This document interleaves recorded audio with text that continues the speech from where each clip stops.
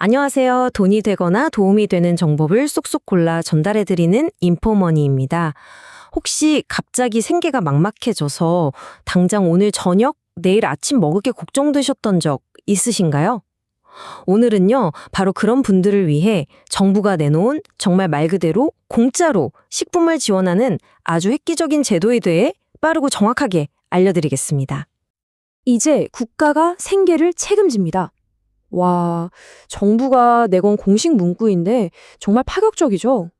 이 한 문장만 봐도 뭔가 기존의 복지 제도랑은 차원이 다른 새로운 지원이 시작됐구나 하는 걸 바로 느낄 수 있습니다. 자, 그럼 이 새로운 복지의 시작, 가장 핵심적인 내용부터 한번 살펴볼까요?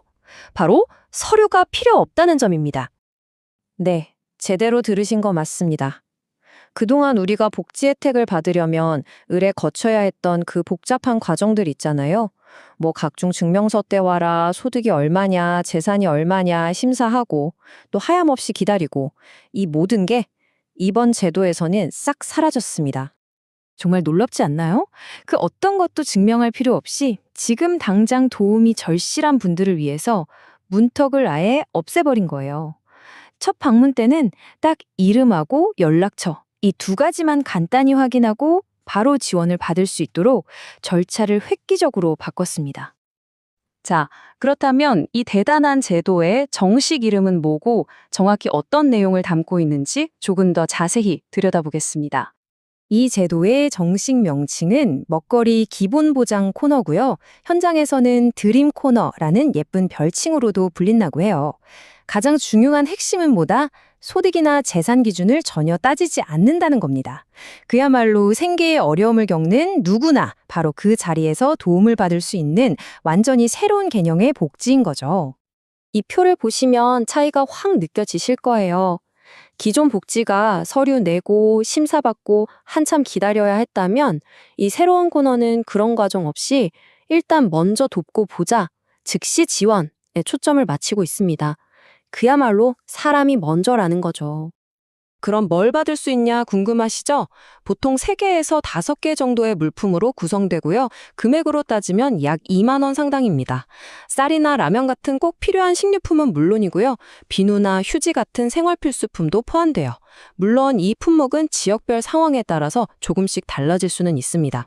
자, 이렇게 좋은 제도라는 건 알겠는데 그럼 구체적으로 어떻게 이용해야 할까요? 지금부터 가장 실용적인 정보, 딱 3단계로 정리된 이용 방법을 차근차근 알려드릴게요. 이용 절차는요, 보시는 것처럼 방문 횟수에 따라서 크게 3단계로 나뉩니다. 아주 간단해요. 각 단계별로 어떻게 진행되는지 하나씩 짚어드릴게요. 첫 번째 방문. 이때는 앞서 말씀드린 대로 이름과 연락처만 딱 남기면 그 자리에서 바로 물품을 받을 수 있습니다. 일단 급한 불부터 끄는 데 집중하기 때문에 복잡한 상담도 거의 없다고 보시면 돼요. 그리고 두 번째 방문부터는 아주 간단한 상담이 추가됩니다. 근데 이게 뭐 귀찮게 하려는 게 아니고요. 혹시 더 도와드릴 건 없는지, 현재 건강이나 경제 상황은 어떠신지 확인하고 필요하다면 기초생활보장제도나 긴급복지 같은 다른 정부 지원과 연결해드리기 위한 과정이에요. 그리고 세 번째 방문 이후에는 지자체의 판단에 따라 이제 정기적인 지원 체계로 들어갈 수가 있습니다. 이렇게 되면 한 달에 한두 번 꾸준히 식품을 지원받게 되는데요. 이 기준은 지역마다 조금씩 다를 수 있다는 점 참고해 주세요. 자, 여기까지 설명을 들으시면 근데? 하고 몇 가지 궁금한 게 생기실 거예요. 제가 여러분 마음속에 들어가서 가장 궁금해 하실 만한 질문들을 싹 모아왔습니다. 지금부터 명쾌하게 해결해 드릴게요. 첫 번째 질문, 아마 가장 많이 하실 질문이죠.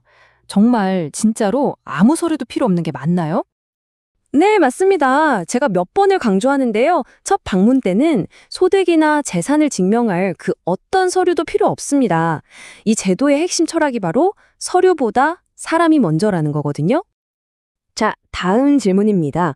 저는 이미 기존 푸드뱅크를 이용하고 있는데 이것도 중복해서 받을 수 있나요?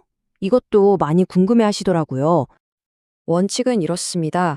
중복 지원에 막기 위해 기존 푸드뱅크 정기 이용자는 대상에서 제외되어 하지만 특별한 사정이 있다면 기존 푸드뱅크 이용 횟수를 좀 줄이는 방식으로 조정을 해줄 수도 있다고 하니깐요. 일단 포기하지 마시고 현장에서 꼭 상담을 받아보시는 게 좋습니다. 그리고 어쩌면 이게 가장 중요한 질문일지도 모르겠습니다. 마음 한편으로 과연 내가 이런 도움을 받아도 괜찮을까 하고 망설이는 분들이 분명 계실 거예요. 네, 괜찮습니다. 아니, 괜찮은 정도가 아니라 바로 여러분처럼 혼자서 어려움을 꾹 참고 견디고 계신 분들을 위해 만들어진 제도입니다. 절대 망설이지 마세요. 도움이 필요할 때 도움을 요청하는 건 당연한 권리입니다. 자, 이제 마음의 준비도 됐고 방법도 다 알았으니 가장 중요한 정보가 남았죠? 그래서 도대체 어디로 가야 하나요? 지금부터 우리 동네에서 가장 가까운 지원센터를 찾는 방법을 알려드리겠습니다. 이 제도는요, 우선 전국 56개 지역에서 시범 운영을 시작했고요. 곧 70여 곳으로 더 확대될 예정입니다.